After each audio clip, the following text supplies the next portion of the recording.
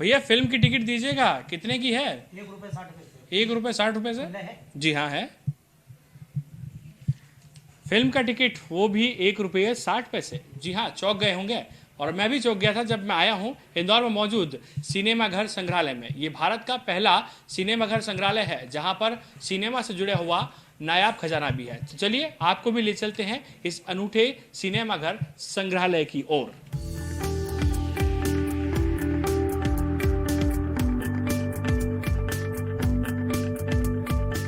नमस्कार, बंसल न्यूज के special segment बातों ही बातों में आपका स्वागत है।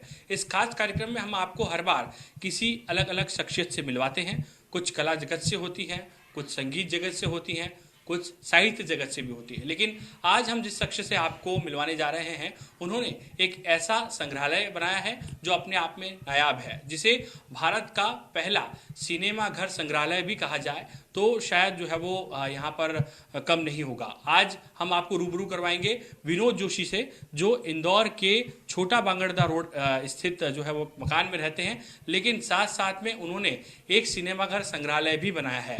तो इस वक्त हम सीधे आपको रूबरू करवा रहे हैं विनोद जोशी जी से, जो आज हमको बताएंगे कि किस तरीके से इंदौर में सिनेमा घरों की शुरुआत हुई और उसके बाद में जो सिंगल स्क्रीन सिनेमा है वो किस तरीके से वक्त की मार भी झेल रहे हैं। और अब इंदौर में गिनती के ही कुछ सिनेमा घर हैं जो फिलहाल अस्तित्व में है और वे भी वक्त की मार कहीं न कहीं झेल रहे हैं। तस्वीरों में आपको दिखा रहे हैं 1917 से लेकर 1980-90 तक का सफ़र, और उसके साथ में बताएंगे किस तरीके से फिल्मों की प्रचार प्रसार को लेकर कोशिशें उस वक्त की जाती रही है और कैसे प्रोजेक्टर के जरिए फिल्म दिखाई जाती थी। विनोद जी, किस तरीके से 1917 से ये सफ़र शुरू हुआ इंदौर में सिंगल स्क्रीन सिनेमा का, और ये जो संग्रहालय है इसकी शुरुआत आपने कैसे की? कैसे ख्याल आया मन में कि यह संग्रहालय ऐसा होना चाहिए जहाँ पर फिल्मों से जुड़ी हुई चीज़ें हों?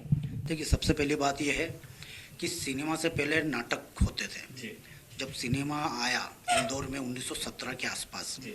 तब एक ये वाघमारे का वाड़ा देखेंगे आप, जी। ये एक खुली जगह थी। जी।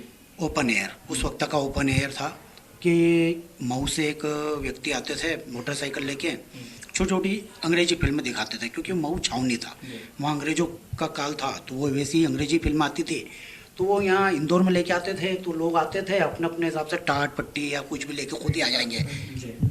जी। तो इसी तरह से वो बैठ कर ये देखते थे। ये एक तरह का उनके लिए अजूबा था कि अभी तक तो हमने नाटक में देखा, लेकिन ये पर्दे पे क्या भाग रही चीज़। तो अगर आप देखेंगे तो जैसे ये एक दर्शक दिखता है कि ये खुद पीछे देख रहा है कि आखिर ये क्या है, मतलब उसके लिए अजूबा था। तो ये शुरुआत 1917 में ओपन एयर से हुई। उसके बाद 1920 में रॉयल सिनेमा बना। मतलब अब क्या हुआ, ये पहले रात की रोशनी में जो फिल्म दिखती थी, फिर भी रोशनी तो रोशनी होती है, तो अब क्या हुआ, ये तंबू के अंदर आ गया सिनेमा, रॉयल तंबू सिनेमा बोलेंगे इसको। अब ये तंबू के अंदर लोग बैठ गए और देख रहे, तो उनको अंधेरा का एक अच्छा मिलने लगा रिस्पॉन्स कि अब अच्छी फिल्म दिख रही है। भाई पहले उजाले में देख रहे तो थोड़े बहुत, अब तो ये यहाँ से शुरुआत हुई 1917 से, फिर 1920 तक रॉयल टूनिंग ये अपना तंबू सिनेमा बना। उसके बाद पक्के तौर पे पटिए और लकड़ी और ये टीन के जो भी सेट से श्री कृष्ण सिनेमा घर की स्थापना हुई 1922 में, जिसका उद्घाटन भी तुकोजी राव होलकर जी ने किया था यहाँ पर। ये पहला सिनेमा घर है जो पक्का रूप है, और पहली भारत की बोलती फिल्म भी यहीं पर चली है। 200 किलोमीटर दूर से लोग इस टाइगीज में फिल्म देखना आ रहे थे, क्योंकि पहले वो गूंगा सिनेमा देख रहे थे, अब बोल रहे हैं। तो ये एक आश्चर्य था उनके लिए, मतलब वो समझ नहीं आ रहे थे कि यार चित्र कैसे बोल रहे हैं। ये मतलब कि एक नई उस वक्त की टेक्नोलॉजी बोल सकते हैं कि यार तकनीकी कितनी स्ट्रांग हो गई थी। फिर उसके बाद तो फिर इंदौर में सिनेमा घर की एक शुरुआत होने लग गई। भाई क्राउन पैलेस बना 1923 में, जो बाद में प्रकाश के नाम से चला। इसके अंदर भी लकड़ी की से पट्टियों की एक सीट होती थी जिस पे ऊपर बेंचों पे बिठा दिया जाता था।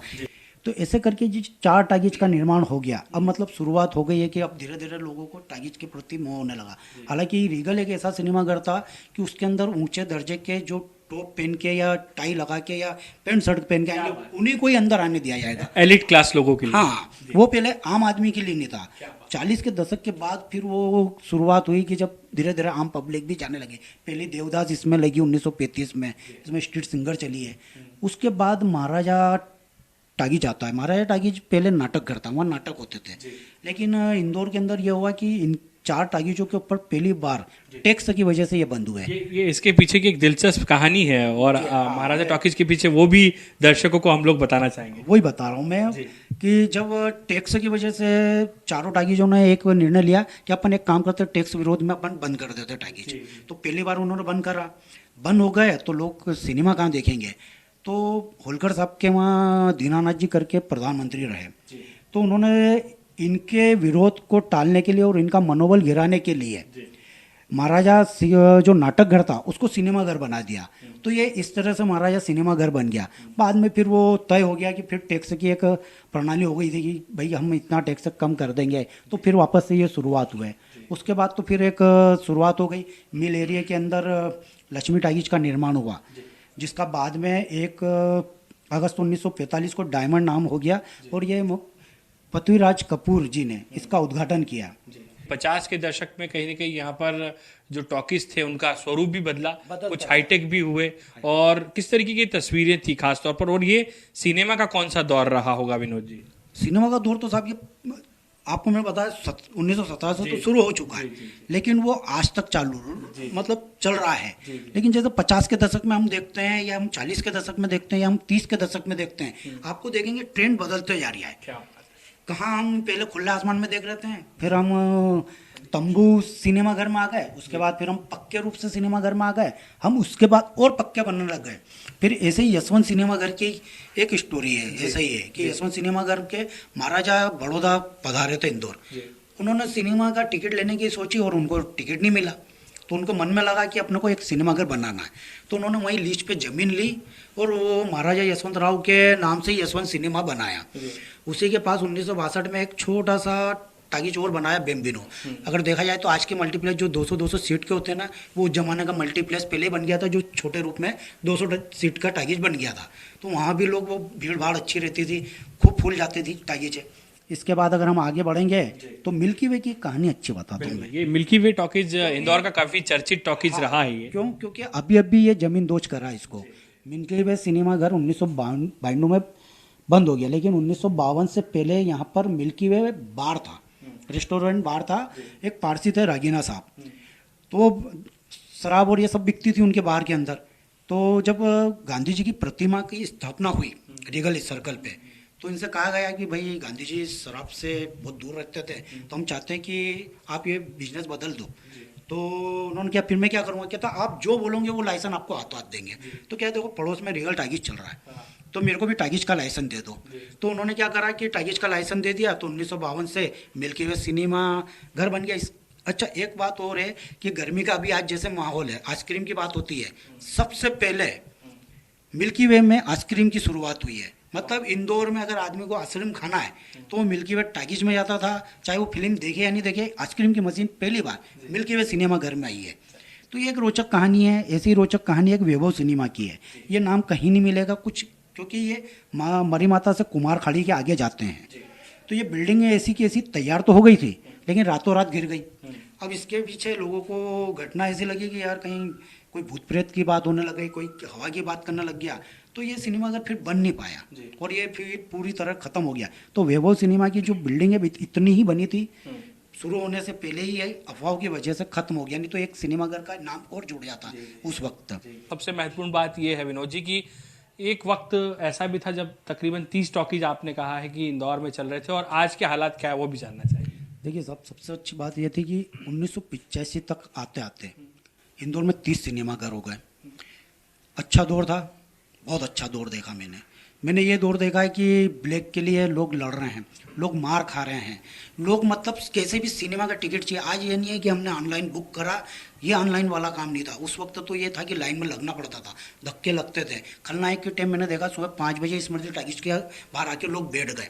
तो ये जो शुरुआत हुई कि टागीज तो बन गए, लेकिन जब पहली बार 1988 अप्रैल में राज सिनेमा घर बंद हुआ, आखिरी फिल्म उसमें बुलंदी चल रही थी और वो बंद हुआ, तो ये एक सिनेमा का पतन हुआ शुरू कि वहाँ राज टागीज बंद हुआ, वहाँ पर राज कॉम्प्लेक्स बन गया।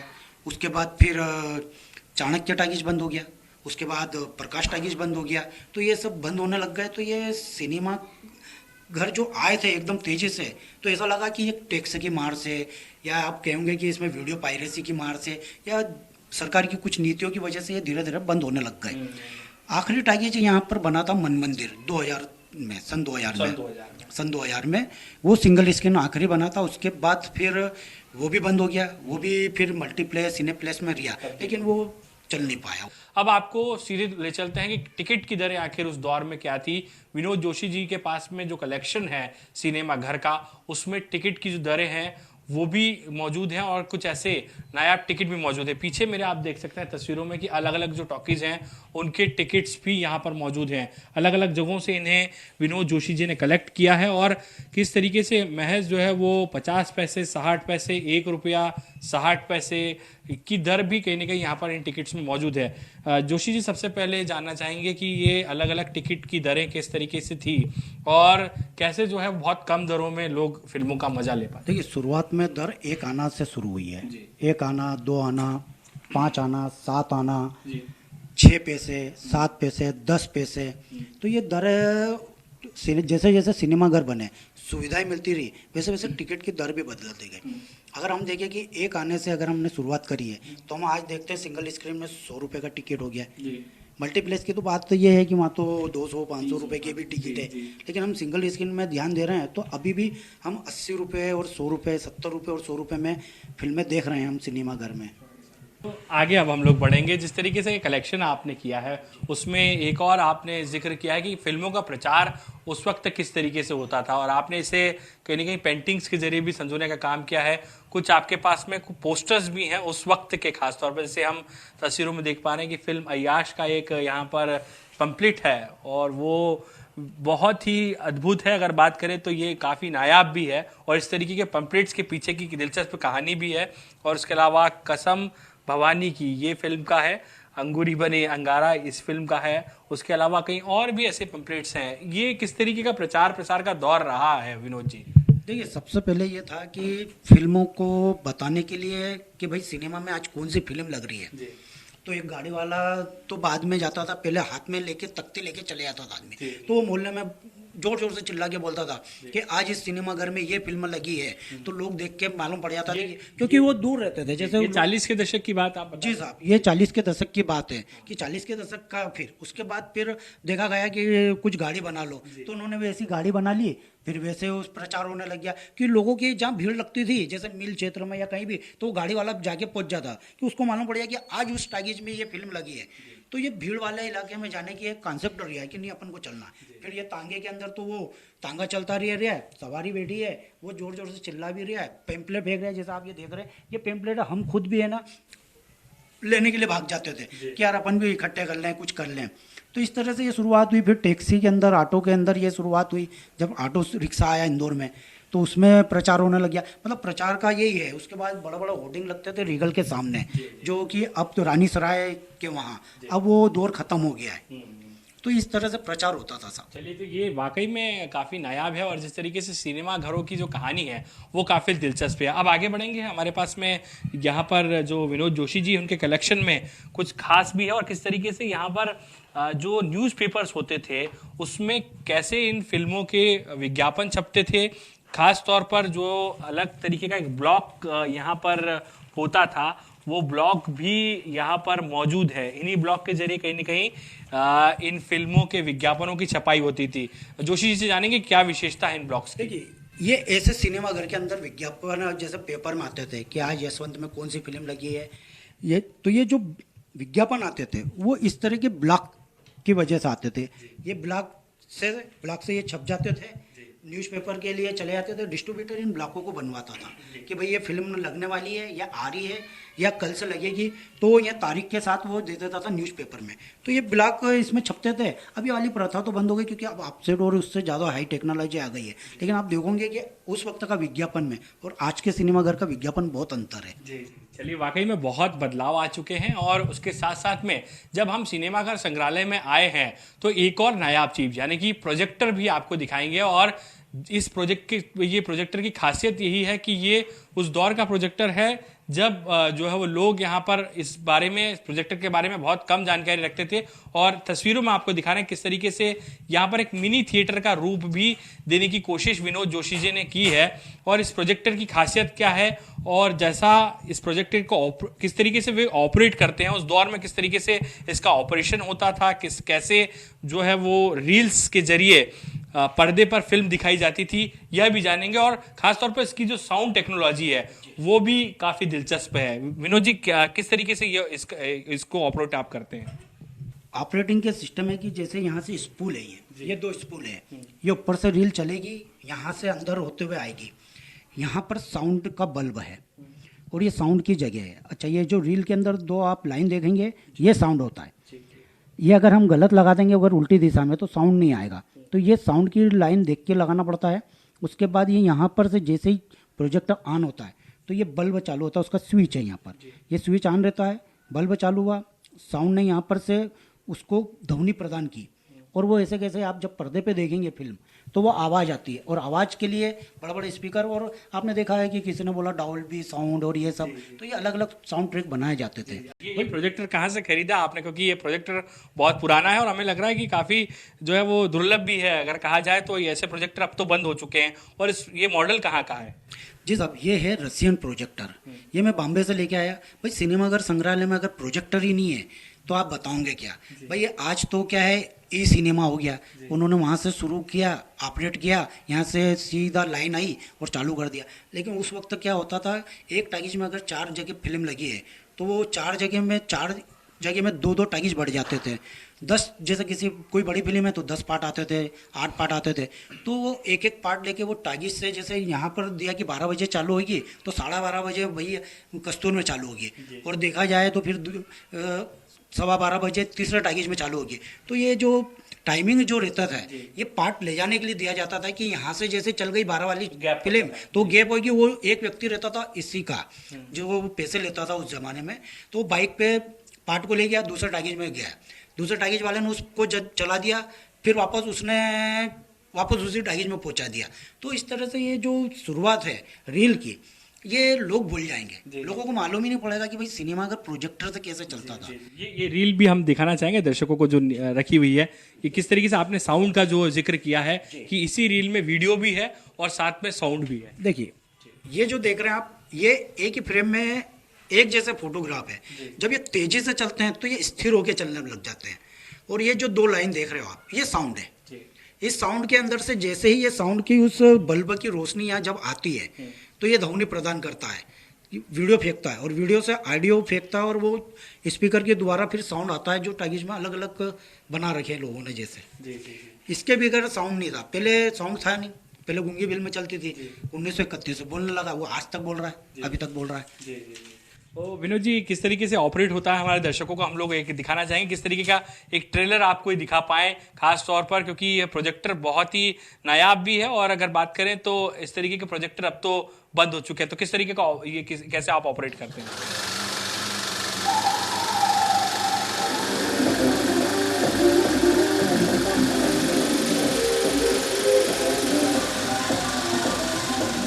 वास्तव में सिनेमाघर संग्रहालय में प्रोजेक्टर के ऊपर फिल्म देखने का अनुभव हमारा तो काफी लाजवाब रहा है।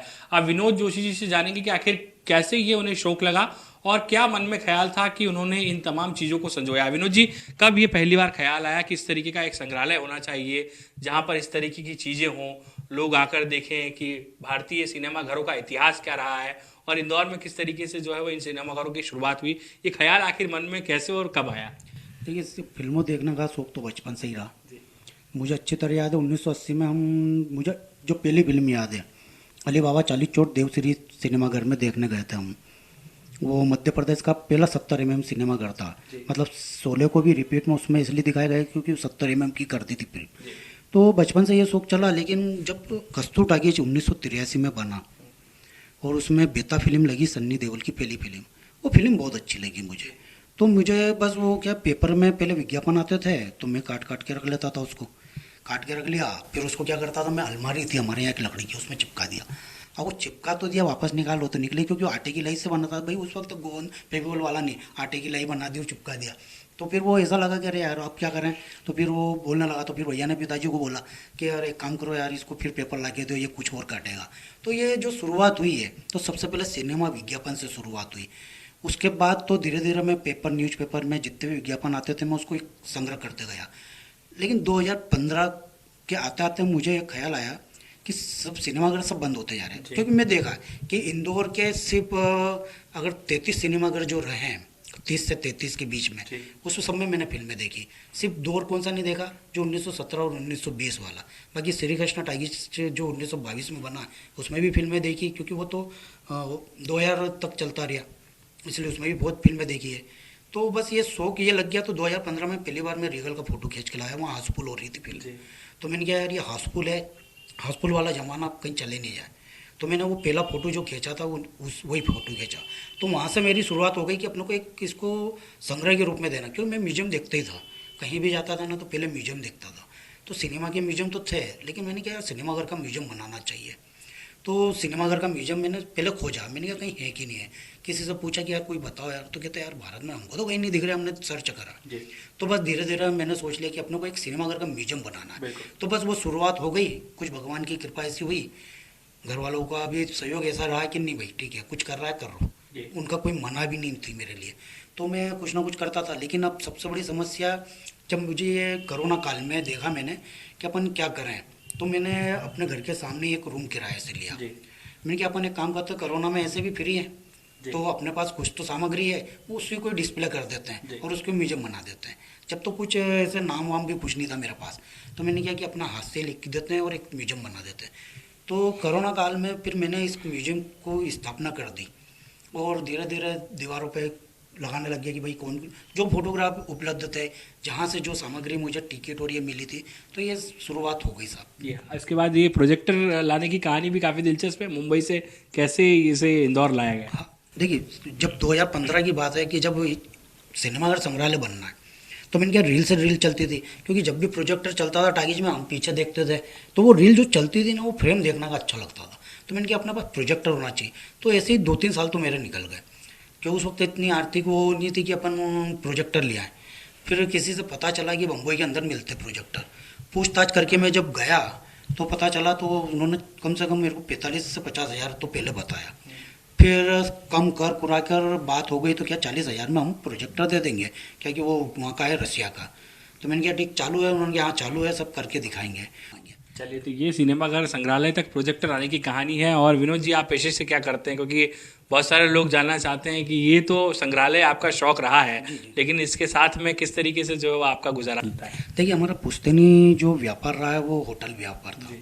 1922 में हमारा दादाजी ने राजस्थान से आए थे और इंदौर में शुरुआत करी थी उन्होंने होटल से। उन्होंने काफ़ी मेहनत की थी, मेरे पिताजी ने भी काफ़ी मेहनत की, हमारे भाई साहब ने भी होटल चलाई है, मैंने भी चलाई है तो होटल का। लेकिन 2017 में मैंने होटल को क्लोज किया। उसके बाद फिर किताबों के काम में लग गया मैं। तो मैं पुरानी किताबें खरीदता था, उनको बेचता था, तो वो अभी भी यही चल रहा है। तो बस दाल रोटी चल रही है और संग्रह के लिए जो पैसे बच जाते हैं तो इसमें लगा देते हैं। चलिए, तो विनोद जी क्या सपना है आगे, कहाँ तक ये सिनेमाघर संग्रहालय जाएगा और कौन कौन सी चीज़ें इसमें शामिल होंगी? देखिए जब तक भगवान अपने को अच्छा रखे, तो अपन तो यही चाहेंगे कि इससे और बड़ी जगह कहीं मिल जाए। हालांकि यही किराया मेरे को भारी पड़ता है, तो आगे बड़ी जगह मिलना तो है, कहीं से कोई हेल्प तो है नहीं मुझे। लेकिन सपना तो है कि बहुत बड़ा संग्रहालय बने सिनेमाघर का। इंदौर में अगर बन रहा है तो अगर कोई और चाहता है तो वो उसके शहर में भी बनना है। ये नहीं कि अब इंदौर में बन गया तो कहीं और नहीं बनना चाहिए। हर आदमी को अब अवेयरनेस चाहिए। क्या बात है। तो ये बस ये इसी सोच से सिनेमाघर बच जाएंगे। चलिए, तो सिनेमाघर बच जाएंगे। और जो विनोद जी के बड़े भाई हैं उनसे हम लोग बात करेंगे। काफ़ी सहयोग आपका भी रहा और कैसी मेहनत उनकी रही, और आज जब संग्रहालय यहाँ पर बनकर तैयार हो गया है, क्या कहेंगे उनकी मेहनत को? भाई मैं तो बहुत खुश हूँ छोटा सा संग्रहालय देख के। आगे जाके मेरा ये सपना है कि इनको बहुत बड़ा हॉल मिले और ये खूब तरक्की करे और आगे जाके बहुत बड़ा संग्रहालय बने और सिनेमा से जुड़ी और बहुत सारी जानकारी आप दर्शकों को मिलती रहे, देखते रहे। चलिए, तो यहाँ पर विनोद जोशी जी हैं और खास तौर पर अगर बात करें तो जिस तरीके से ये भारत का एक मात्र ऐसा सिनेमाघर संग्रहालय है जहाँ पर सिनेमाघर से जुड़ी हुई तमाम नायाब चीज़ें भी हैं। हालांकि विनोद जोशी जी की पीड़ा भी है कि सिंगल स्क्रीन जो सिनेमा है वो अब दम तोड़ रहे हैं। आर्थिक तंगी की मार कहीं ना कहीं सिनेमाघर संचालकों के सामने भी है और खास तौर पर दर्शकों की कमी भी है, जो कहीं ना कहीं इन सिनेमा घरों को बंद होने की बड़ी वजह भी है। लेकिन इन सब के बीच में इस सिनेमा घर की जो धरोहर इसे हम कहेंगे उसे सहेजने का काम यहाँ पर जिस तरीके से विनोद जोशी जी कर रहे हैं वो वाकई में काबिल तारीफ है। हमारी इस खास पेशकश में फिलहाल इतना ही। अगली बार फिर मिलेंगे इस खास सेगमेंट में किसी एक नई शख्सियत के साथ में। तब तक के लिए मुझे दीजिए इजाजत। कैमरा पर्सन जितेंद्र मकवानी के साथ पीयूष पारे, बंसल न्यूज, इंदौर।